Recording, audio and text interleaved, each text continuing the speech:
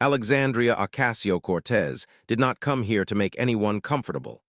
She came here to rip the mask off a lie so large it needed the entire government to protect it. Tonight, she was not afraid of the threats, the subpoenas, or the men who called her a traitor. She was afraid of something much simpler, that silence might win. And if it did, every coward in power would call it justice.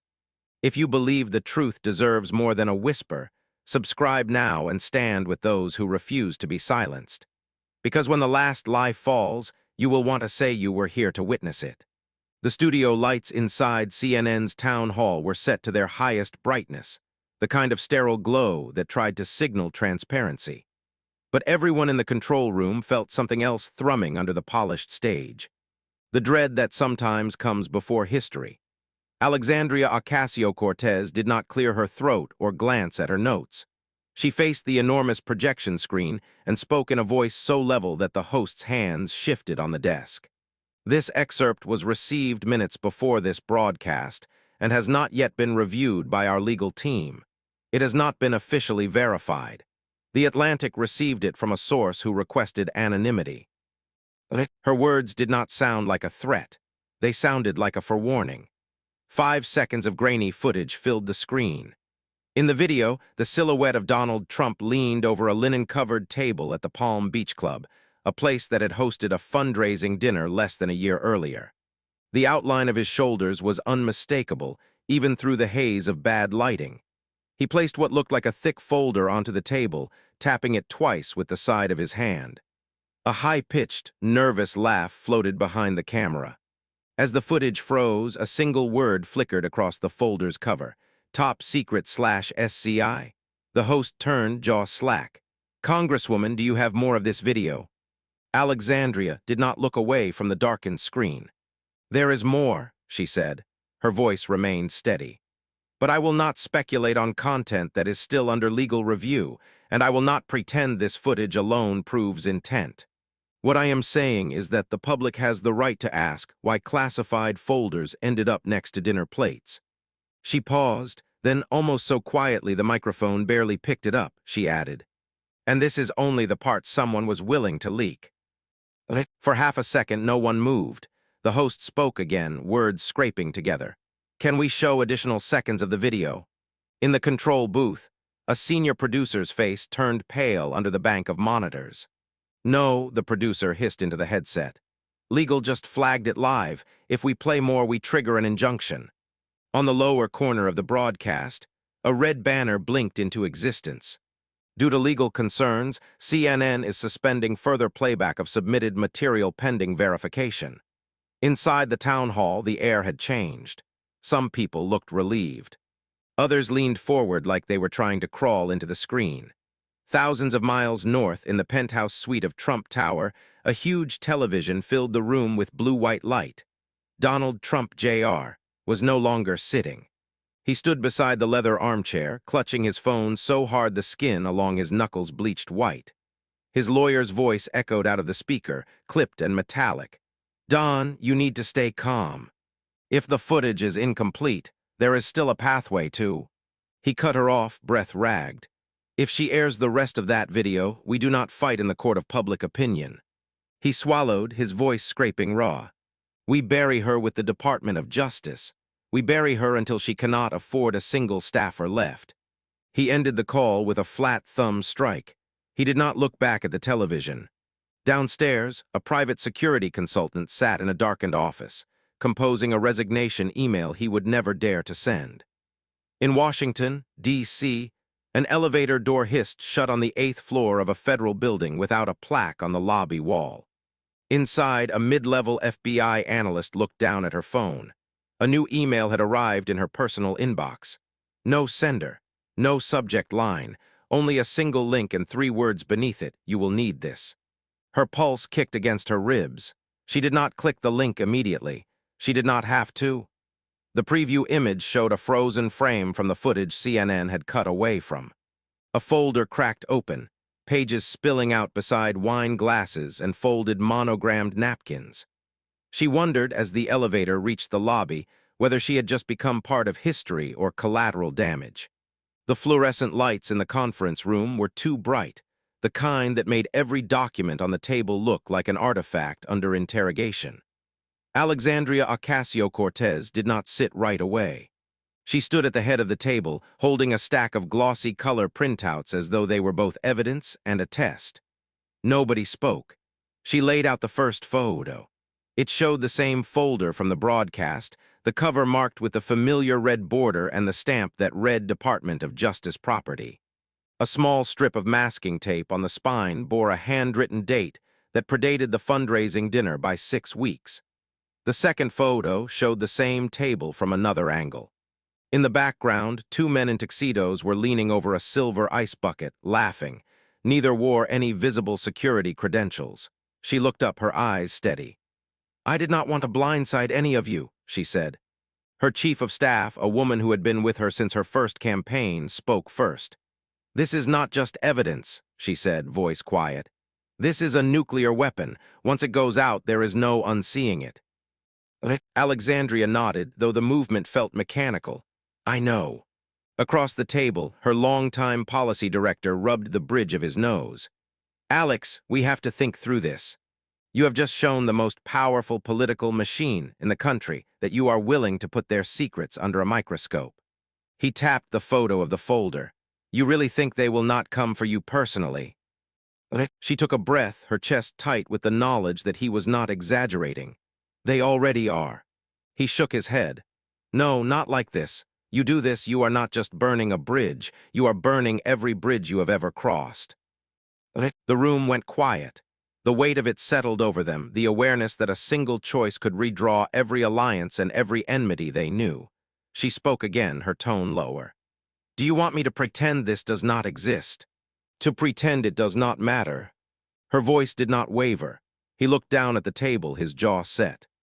"I am saying," he began, his tone the closest thing to pleading she had ever heard from him, "that we cannot set this entire city on fire and expect to walk out the other side with anything left.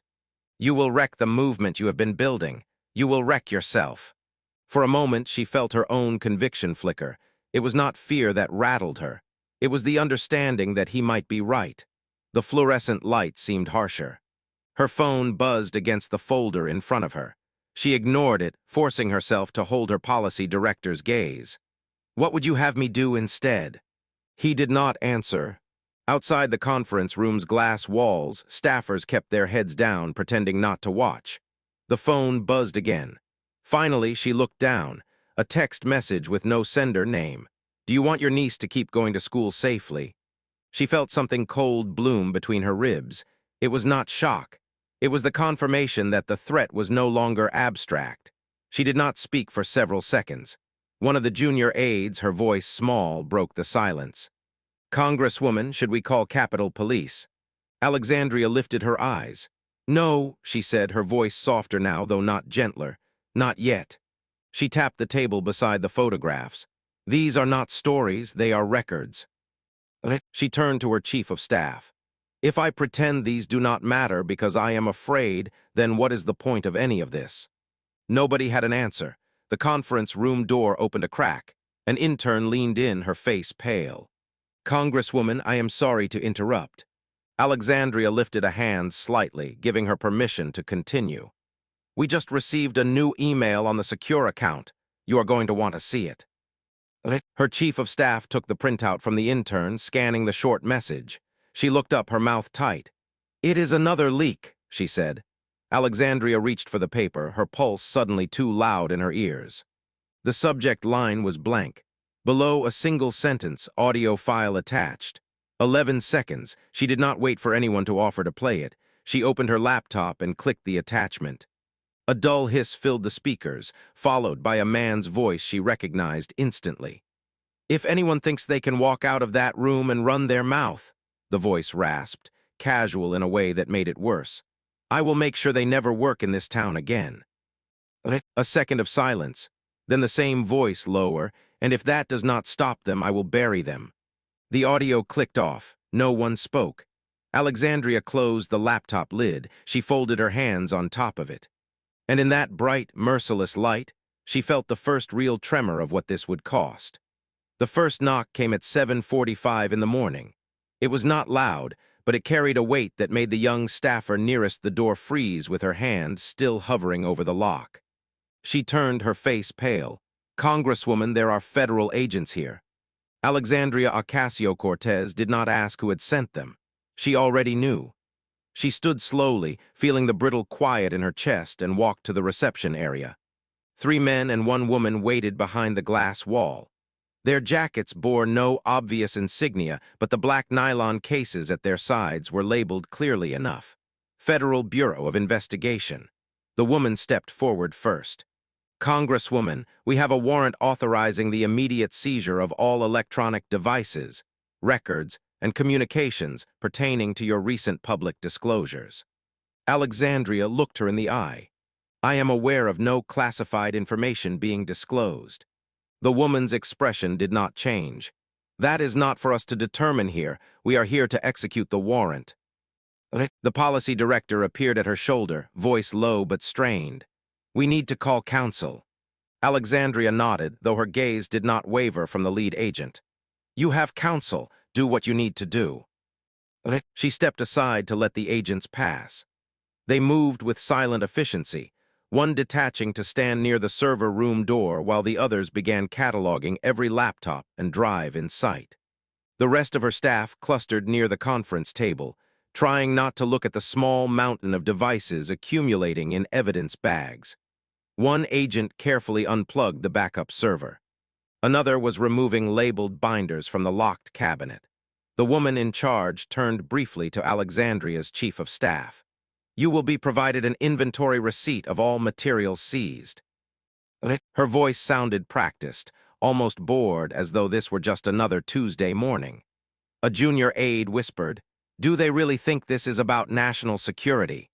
Nobody answered. By 8:30, the reception desk was bare. The screens in the communications bullpen glowed blue for a moment, then darkened one by one as the main network switch was disconnected. The silence felt deeper without the hum of the monitors. Alexandria stood beside her office door, her hands folded tightly enough that her knuckles had gone pale. Her campaign treasurer stepped forward, face tight with disbelief. "Ma'am," he said, keeping his voice as calm as he could, "we just got notice from Wells Fargo. They have frozen all campaign accounts pending compliance review." She looked up slowly. "All accounts?" He nodded. "Every dollar. Payroll, legal funds, everything." A breath left her like someone had struck her. The lead agent reappeared in the doorway, holding the last of the evidence bags. "We are finished here," she said. Alexandria did not reply. One of the male agents, younger than the others, lingered by the door. He looked at her for a moment as though weighing whether to say something. Then he leaned just close enough that only her senior aide could hear. "This order came straight from the department," he murmured. His tone was not apologetic, it was resigned. "Very, very high up." Then he turned and followed the others out. The front door closed with a dull click. Nobody moved. The screens were black. The phones were dark. For the first time since her first day in Congress, Alexandria felt the cold clarity of a truth she could not spin or soften. The campaign was not merely under attack. It was being dismantled piece by piece, the oxygen sucked out before she had time to scream. A staffer finally spoke, voice small. "What do we do now?" She turned to face them. The conference table littered with the small detritus of what used to be their routine. Post-it notes, pens, a forgotten coffee cup. Her voice was calm, though something at the edge of it was fraying. "If I release everything we have," she said slowly, "if I show every file and every name, do you think I am saving something?" She looked around the room. "Or do you think I am destroying everything we built?" No one answered. Her policy director sat down heavily, as if the question itself was too heavy to stand under. The office phone rang, the brittle electronic tone out of place in the quiet. Her chief of staff picked it up, her hand trembling. She listened, then held the receiver out, her mouth a thin line. "It is legal counsel." Alexandria took the phone. She did not close her eyes. "This is Alexandria," she said. Her counsel did not waste a second on pleasantries. "They are drafting a criminal indictment," he said, his voice low. "They are moving faster than I have ever seen." She did not let the phone drop, though her hand felt numb. "I understand," she said, but what she meant was that she understood exactly what she had started. And she also understood that there would be no way back. The hearing room was colder than she remembered. Alexandria Ocasio-Cortez sat behind the narrow wooden table, a single microphone angled toward her. Her counsel to her left did not bother shuffling papers. They both knew this was theater, not inquiry. The gallery was filled with journalists, their faces blank, eyes fixed on their devices. Behind them, the row of committee members looked down from the dais as if they were presiding over a sentencing. The chairman cleared his throat, the microphone picking up the dry scrape of it. "This committee wishes to remind all present that we are not here to target any individual," he began. His voice was smooth, practiced. "We are here to protect the integrity of classified information and safeguard national security." Alexandria did not look up right away. When she did, her expression did not soften. "Mr. Chairman," she said, her voice even, "you are confusing the law with a curtain when you have pulled over your own embarrassment." A low murmur rippled through the gallery. The chairman's lips pressed into a thin line. He waited, maybe expecting her to recant. She did not. One of the committee members, a senator with a reputation for televised indignation, leaned forward. "Congresswoman, you have made grave accusations without offering a single piece of verified evidence." She lifted her folder from the table and held it up. "Then, perhaps you should look at the photographs and chain of custody records your own investigators received this morning." He hesitated, thrown off by the certainty in her tone. The chairman interjected. "Regardless of any documents you have presented, your public statements have contributed to an unprecedented escalation of mistrust in this institution." He paused, studying her as though trying to measure whether she felt shame. "Is that what you intended?" She let the question sit between them. "No," she said finally, her voice low. "I intended to tell the truth." For a moment, no one spoke. A staffer slipped a folded note to the chairman. He read it, blinked, then passed it to the senator beside him. Alexandria knew without asking that the story had broken. In the back of the room, a CNN producer's phone buzzed. The producer glanced at the screen, eyes widening, the rest of the video. She felt the air shift before a single word was said. Reporters started tapping furiously at their screens. Someone whispered, "They have it." The chairman adjusted his microphone, trying to reclaim the center of gravity. "Congresswoman, you have brought this chamber to the brink of procedural crisis," he said, his voice rising. "If you have any final statement, you may deliver it now." She looked past him, past the rows of suited men who pretended her presence was a nuisance rather than a threat. Her eyes found the live broadcast camera. She spoke directly into it, her voice calm and stripped of pretense. "If the truth requires a visa to enter this building," she said, "then this country has already died on the inside." The silence was instant, not a single chair creaked. For the first time, no one tried to interrupt her. The chairman looked down at the note again, his hand trembling slightly. Behind her, her counsel whispered, "It is out there. CNN just confirmed they have received the full footage." She did not nod, she did not smile. She simply folded her hands on the table. A young congressman across the aisle, a Democrat who had once called her the conscience of the party, cleared his throat. He looked exhausted. Then he pressed the small button on his microphone and spoke. "Mr. Chairman, I move that we proceed with a full investigation into the Congresswoman's conduct." Her counsel inhaled sharply. The chairman's gavel came down with a soft crack that sounded almost reluctant. "So ordered." Alexandria did not look at the congressman as he lowered his eyes. But in that fraction of a second, she understood the cost of what she had chosen. No more illusions, no more safety. Only the knowledge that when the curtain falls, the people behind it will do anything to pull it shut again. The office was nearly empty when the news alert lit up the corner of the muted television. Alexandria Ocasio-Cortez was alone at the conference table, her hands pressed flat against the smooth surface, as if bracing for something she had already seen in her mind 100 times. She did not need to read the headline. She had known this moment would come, but when the crawl of white letters scrolled across the bottom of the screen, it still felt like the floor gave way. The Atlantic exclusive. New audio confirms Trump threatened retaliation against potential whistleblowers. Her counsel came in breathing hard, holding a printed transcript with the ink still damp. "They have the recording," he said, voice hoarse. He laid the paper in front of her. She read the first line slowly. Male voice. "If anyone thinks they can walk out of that room and run their mouth, I will make sure they never work in this town again." She kept reading, her eyes tracking each word. Male voice, "And if that does not stop them, I will bury them. I will grind them into dust." Her counsel rubbed the back of his neck. "The voice print matches," he said.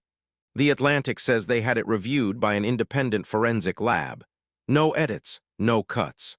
Alexandria looked up, blinking. "Who leaked it?" He hesitated, then flipped the last page to show the attribution line. Source: former senior aide to President Trump. Identity withheld pending protective measures. He swallowed, the next words sticking in his throat. "They say it was the same aide who used to travel with him on campaign trips. The one everyone called the Gulf Shadow." She remembered that man. He had been the one patting Trump's back after rallies, the one carrying the extra suit jacket and the phone with the press contacts. She felt something cold move along her spine. "Why now?" she asked softly. Her counsel shook his head. "Maybe he decided to get out before the walls close in." A hush settled over the room, the kind of quiet that feels like the hour before a storm. Her phone buzzed on the table. For a second, she considered not picking it up. Then she turned the screen over and read the alert from the Atlantic app. Play audio. She tapped the button, setting the speaker low. A burst of static, then the voice came through, rich and unmistakable. "If anyone thinks they can walk out of that room and run their mouth, I will make sure they never work in this town again." A long exhale. "And if that does not stop them, I will bury them." Her hand moved to her mouth without thinking. She closed her eyes, letting the weight of it sink in. This was the moment the curtain ripped open. The proof was no longer theoretical. It had a tone, a cadence, a threat so casual it sounded almost bored. When she opened her eyes, she saw her own reflection in the black glass of the powered-down television. Her face looked pale, her jaw set tighter than she meant it to be. A small tremor moved through her fingers. She did not hide it. She drew a slow breath and let it out. "They spent so much time chasing me," she said quietly. "They forgot to lock their own back door." Her counsel did not answer. The air between them felt thinner, as if the room itself was adjusting to a new reality. A notification pinged at the edge of her screen. New message. No sender, no subject. She clicked it before she could change her mind. The text was short. "We are not done. Remember what was promised." For a long moment she did not move.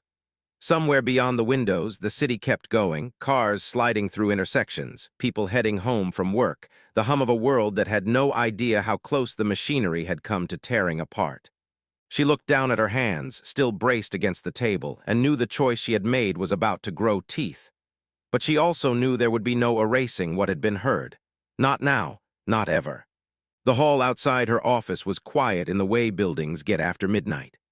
Alexandria Ocasio-Cortez sat alone at the conference table, a single desk lamp casting a small circle of light onto the piles of statements, affidavits, and transcripts that no longer felt theoretical.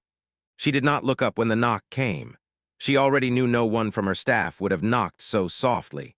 When the door opened, she felt the cold air drift in before she heard the steps. The man who stepped inside was older than she remembered from television. His hair had thinned to silver, and the weight of too many years in Washington showed in the careful way he closed the door behind him. Senator Howard Kessler of Alabama, a Republican whose career had been built on national security hearings and an almost religious faith in procedure. He did not sit. He looked around the room as if cataloging everything he saw, then met her eyes without flinching. "Congresswoman," he said, his voice low. She nodded once. "Senator." He stepped closer to the table, reaching into the inside pocket of his overcoat. When he withdrew his hand, he held a small black USB drive between two fingers. He placed it gently on the table, beside a stack of highlighted exhibits she no longer trusted to matter. "In there," he said, "you will find 42 minutes of continuous footage from that dinner." She felt her breath catch. His expression did not soften. "It includes the parts your leak did not show, the audio, the side conversations. It is ugly." He looked down at the drive as if it disgusted him to have to carry it. "I did not come here because I agree with you," he continued. "You and I could argue for the rest of our lives about policy and never land on the same side." He paused, his gaze steady. "But this," he tapped the drive once with the edge of his finger. "This is not about politics. It is about whether any of this still means something." The words settled into the air, heavier than any accusation she could have voiced. He lifted his hand and stepped back. She studied him, searching for any sign of hidden calculation, but there was only exhaustion in his face. "You are not the person I wanted to stand with on anything," he said. His voice was almost tired enough to sound like regret. "But tonight, you are the only one I trust to do the right thing with this." She looked down at the USB, her hand hovering over it. Her policy director had stepped into the doorway, summoned by the motion sensor lights in the hallway. He froze when he saw the senator. For a long moment, no one spoke. Then Alexandria closed her hand around the drive. When she looked up again, her voice was steady. "Why you?" He breathed out, almost a laugh, but not quite. "Because I have been here long enough to remember when people still resigned over shame," he said. He turned to leave. At the threshold, he looked back once. "I will deny this meeting ever happened," he said softly. "Do what you have to do." He disappeared into the dark hall, his footsteps fading. Her policy director stepped inside, his face pale. "What was that?" She did not answer. She turned the drive over in her palm, feeling its weight, its finality. Her gaze flicked to the aide who had spent the last week telling her to stop. His eyes met hers, then dropped to the carpet. He did not say he was sorry. He did not have to. That was the moment she understood that no one was coming to save her from the consequence of being right. She set the USB down on the table, the plastic clicking softly against the wood. Her phone lay beside it, screen dark but full of numbers she no longer wanted to call. She drew a breath, then another. The silence in the room was as complete as anything she had ever felt. Her fingers closed around the phone. Her voice was almost too soft to hear. "Tomorrow," she said, she looked at no one in particular, "we are going to release everything." Her thumb hovered over the contact list as her heart began to pound in her chest. "Every second," she said, she lifted her head, "and we will burn every bridge behind us." The town hall in Buffalo was not built for this kind of night. The ceiling lights glared off the white folding chairs, the air heavy with too many cameras and too little patience. Alexandria Ocasio-Cortez stood alone behind a narrow lectern, the grainy footage from the Palm Beach dinner looping on the projection screen behind her. For every person in the crowd leaning forward to listen, there was another with their arms crossed, their faces locked in something between contempt and exhaustion. A man in the second row stood up, a red MAGA cap pulled low over his brow. His voice cracked as he shouted, "Traitor!" Another joined him, then another. "Kneel down and apologize." She did not flinch. Her throat felt raw, the taste of adrenaline so familiar she wondered if it would ever leave. She waited until the shouting subsided enough that her voice could cut through without a microphone. When she spoke, it came out lower than she intended, a rasp that did not bother to disguise fatigue. "You want me to be afraid." Her gaze swept the rows of cameras, the faces she could see and the thousands she could not. "I have been afraid." She rested both hands on the lectern, steadying herself. "But fear is not a license to bow your head and pretend you do not see what is in front of you." A fresh round of shouts broke out. Some clapped, some cursed, some turned their backs. In the second row, a teenage boy in a threadbare hoodie raised his hand, so tentative that she almost missed it. For a moment, she thought no one else saw. Then a producer pointed, the camera swinging to catch him in the glare of the stage lights. He did not put his hand down. She nodded and the boy stood, voice shaking. "Are you scared right now?" The question did not feel rehearsed. It felt like the only question that mattered. She closed her eyes. When she opened them, the room seemed sharper, every detail etched into the edges of her vision. The trembling of her pulse did not stop. "I am," she said. She did not look away from him. "I am scared that one day soon, the truth will not have an audience left." A hush fell over the rows of folding chairs. Even the shouters went quiet, as if the admission was something none of them had expected to hear out loud. She could feel her own heartbeat in the base of her throat. She knew that this was the moment most politicians would try to pivot to hope or reassurance. She did not. She drew a breath that scraped the back of her ribs and lifted her head higher. "But I am more scared," she said, her voice steadier than she felt, "that our children will grow up in a country where lies are framed and hung on every wall."